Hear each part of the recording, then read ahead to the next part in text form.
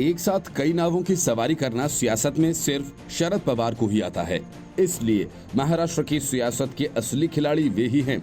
एक तरफ बीजेपी और दूसरी तरफ उद्धव ठाकरे, दोनों के साथ पवार ने खूब खेल किया।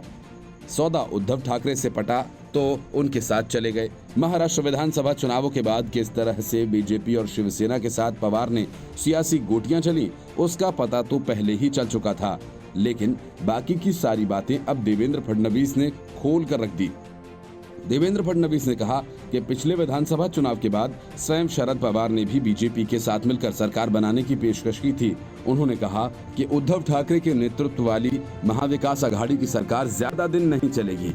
उन्होंने कहा कि जब एनसीपी को ये एहसास हो गया कि शिवसेना अपनी पुरानी साथी बीजेपी के साथ मिलकर सरकार नहीं बनाने वाली है, तो बीजेपी के साथ सरकार बनाने का प्रस्ताव भेजा था। ये प्रस्ताव सिर्फ अजीत पवार की ओर से नहीं, बल्कि इसके मुखिया यानी शरद पवार की ओर से था। इस बात को लेकर एनसीपी और बीजेपी के बीच 2 बैठकें भी हुई। एक बैठक में शरद पवार शामिल थे और दूसरी में नहीं, लेकिन इसके बाद अचानक शरद पवार ने अपनी भूमिका बदल ली।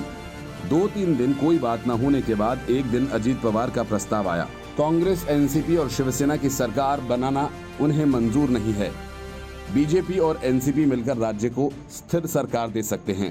फडणवीस कहते हैं कि सुप्रीम कोर्ट का निर्णय यदि उनके खिलाफ नहीं आया होता तो निश्चित रूप से अजीत पवार के साथ बनी सरकार टिकाऊ होती।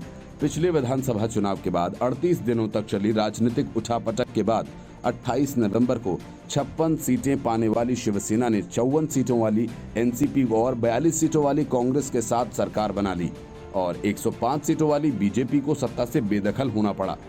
उससे पहले राष्ट्रीय कम्युनिस्ट पार्टी नेता अजीत पवार ने उप मुख्यमंत्री के रूप में मुख्यमंत्री देवेंद्र फडणवीस के साथ शपथ ली, लेकिन 2 दिन के अंदर ही वह त्याग पत्र देकर फिर से शिवसेना के नेतृत्व में बनी महाविकास आघाड़ी सरकार में शामिल हो गए थे। उन्होंने कहा कि करीब 2 साल पहले भी एनसीपी ने बीजेपी के साथ मिलकर सरकार बनाने की इच्छा जताई थी। इस पर चर्चा भी हुई थी, लेकिन बीजेपी शीर्ष नेतृत्व ने शिवसेना का साथ छोड़ना उचित नहीं समझा था। शीर्ष नेतृत्व का कहना था कि हम एनसीपी को साथ ले सकते हैं।